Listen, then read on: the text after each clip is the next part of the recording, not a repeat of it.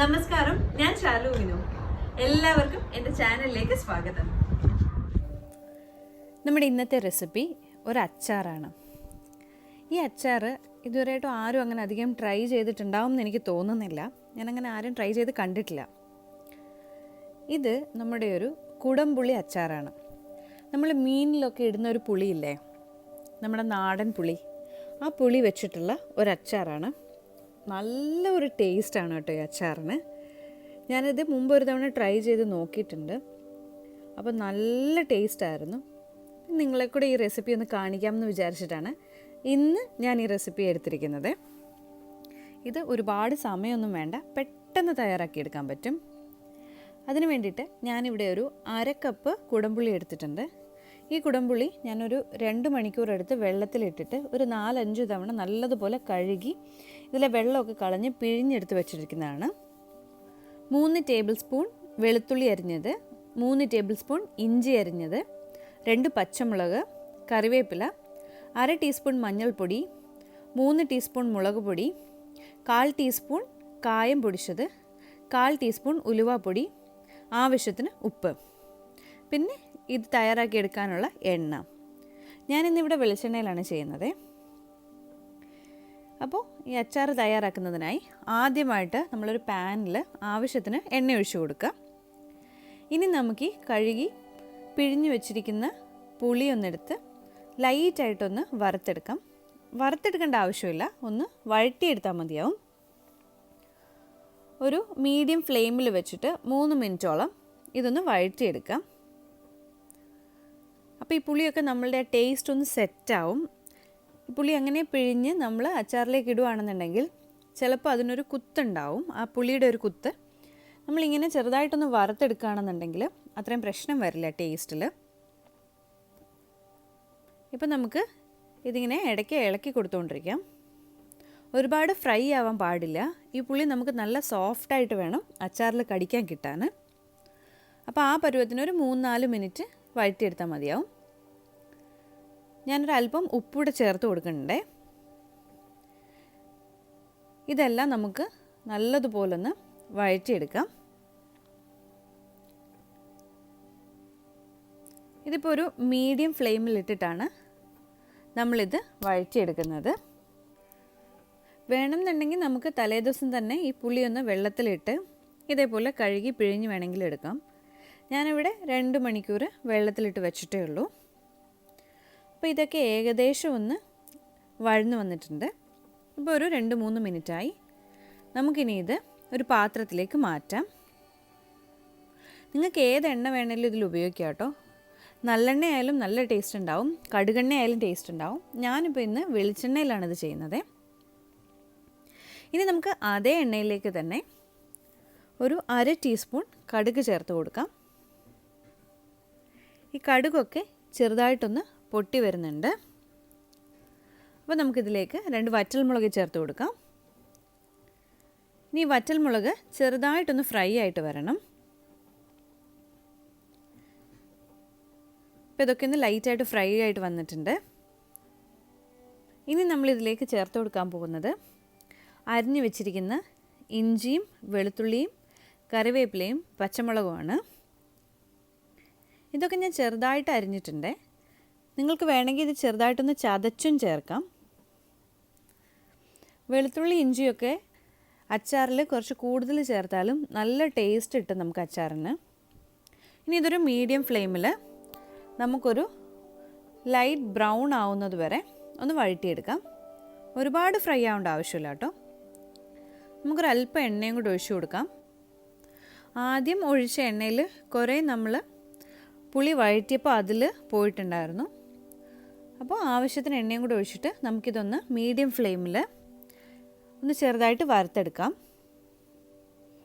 ഈ ഒരു പരുവത്തിന് നമുക്കൊന്ന് വറുത്ത് കിട്ടിയാൽ മതിയാവും. ഇപ്പോൾ ഇഞ്ചിയുടെയും വെളുത്തുള്ളിയുടെയൊക്കെ പച്ച മണവും ടേസ്റ്റും ഒക്കെ ഒന്ന് പോയിട്ടുണ്ട്. ഇനി നമുക്ക് ഫ്ലെയിം ലോയിലിട്ടിട്ട് 1/2 ടീസ്പൂൺ മഞ്ഞൾപ്പൊടി ചേർത്ത് കൊടുക്കാം. അതിനുശേഷം ഇത് നമുക്ക് ചെറുതായിട്ടൊന്ന് ഇളക്കി കൊടുക്കാം. ഇനി നമുക്കിതിലേക്ക് മുളക് പൊടി ചേർത്ത് കൊടുക്കാം. ഇതിൽ കാശ്മീരി ചില്ലി പൗഡർ ചേർക്കുന്നതായിരിക്കും കേട്ടോ കുറച്ചുകൂടെ ടേസ്റ്റ്.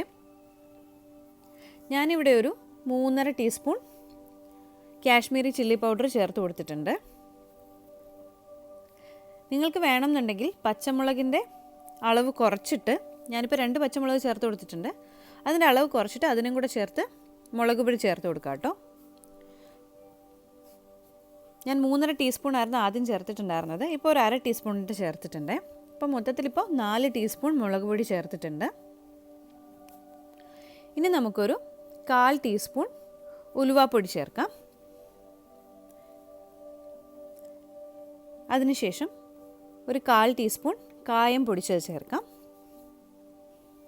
ഇനി ആവശ്യത്തിന് ഉപ്പ് കൂടെ നമുക്കിതിലേക്ക് ചേർത്ത് കൊടുക്കാം. ഉപ്പൊക്കെ ആദ്യം നമുക്ക് കുറച്ച് ചേർത്തിട്ട് ആവശ്യമെന്നുണ്ടെങ്കിൽ പിന്നീട് വീണ്ടും ചേർക്കാം. ഇനി നമുക്കിതെല്ലാം കൂടെ ഒന്നുകൂടെ ഒന്ന് നല്ലതുപോലെ വഴറ്റിയെടുക്കാം. ഈ പൊടികളുടെയൊക്കെ ഒരു പച്ച മണം മാറണം, അതുവരെ നമുക്ക് ഇത് എണ്ണയിൽ നല്ലതുപോലെ ഒന്ന് വഴറ്റിയെടുക്കാം.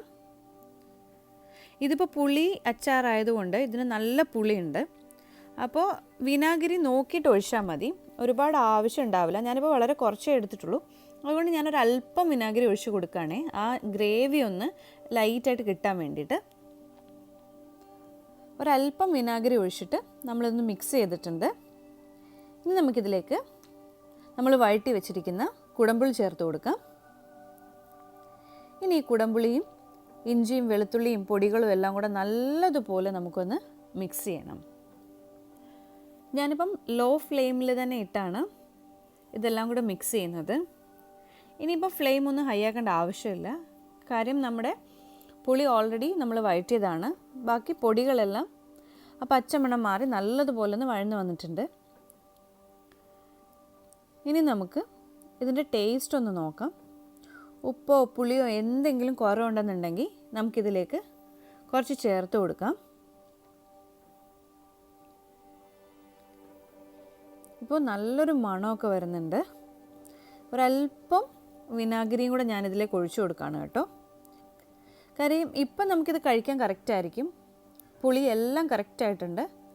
പക്ഷേ ഒരല്പം വിനാഗിരിയും കൂടെ ഒഴിച്ചിട്ട് നമ്മൾ വെക്കുകയാണെന്നുണ്ടെങ്കിൽ ഈ വിനാഗിരിയിലൊക്കെ ഇരുന്ന് ഈ പുളി കുറച്ചുകൂടെ നല്ലതുപോലെ ഒന്ന് അലിഞ്ഞു ചേരും ഈ അച്ചാറിലേക്ക്. നമ്മളിത് ഒരാഴ്ചയൊക്കെ കഴിഞ്ഞിട്ടെടുത്ത് കഴിക്കുകയാണെന്നുണ്ടെങ്കിൽ നല്ല സോഫ്റ്റായിരിക്കും ഈ പുളിയൊക്കെ. ഇപ്പോൾ കാണാം നമ്മുടെ അച്ചാർ പെർഫെക്റ്റായിട്ട് വന്നിട്ടുണ്ട്.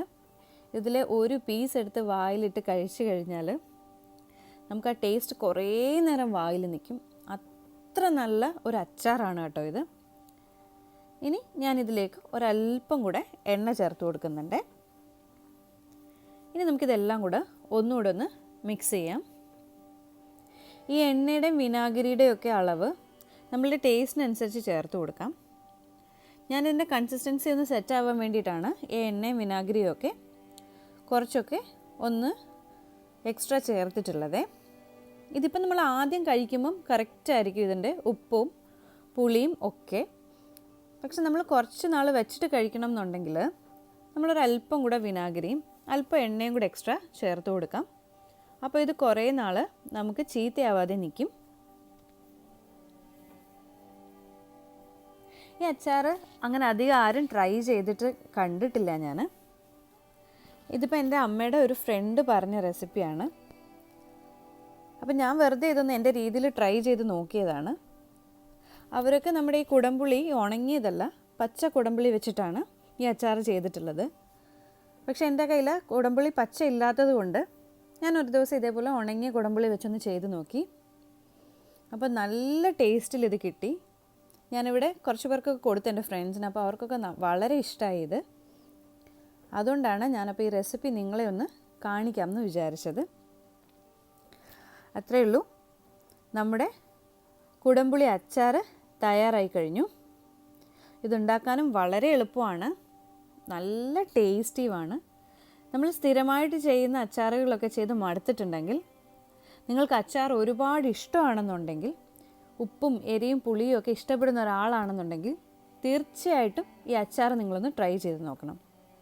ഒരുപാടൊന്നും ട്രൈ ചെയ്യണം എന്ന് ഞാൻ പറയുന്നില്ല, കുറച്ച് ആദ്യം വളരെ കുറച്ച് പുളി എടുത്തിട്ട് ഇതേപോലെ ഒന്ന് അച്ചാറിട്ട് നോക്കണം. ഇഷ്ടമാവുകയാണെന്നുണ്ടെങ്കിൽ പിന്നെ നമുക്ക് വലിയ ബാച്ചായിട്ട് ചെയ്യാമല്ലോ. അപ്പോൾ എന്തായാലും നമ്മുടെ അച്ചാർ തയ്യാറായി കഴിഞ്ഞു. ഇത് വളരെ ടേസ്റ്റിയാണ്. എനിക്കിത് ഭയങ്കര ഇഷ്ടമായൊരു റെസിപ്പിയാണ് കേട്ടോ. അപ്പോൾ നിങ്ങളെല്ലാവരും ഇതൊന്ന് ട്രൈ ചെയ്ത് നോക്കുക. ഇഷ്ടമായി കഴിഞ്ഞാൽ എൻ്റെ ചാനലൊന്ന് സബ്സ്ക്രൈബ് ചെയ്ത് ലൈക്ക് ചെയ്ത് ഫ്രണ്ട്സിനും ഫാമിലിക്കൊക്കെ ഒന്ന് ഷെയർ ചെയ്യണേ.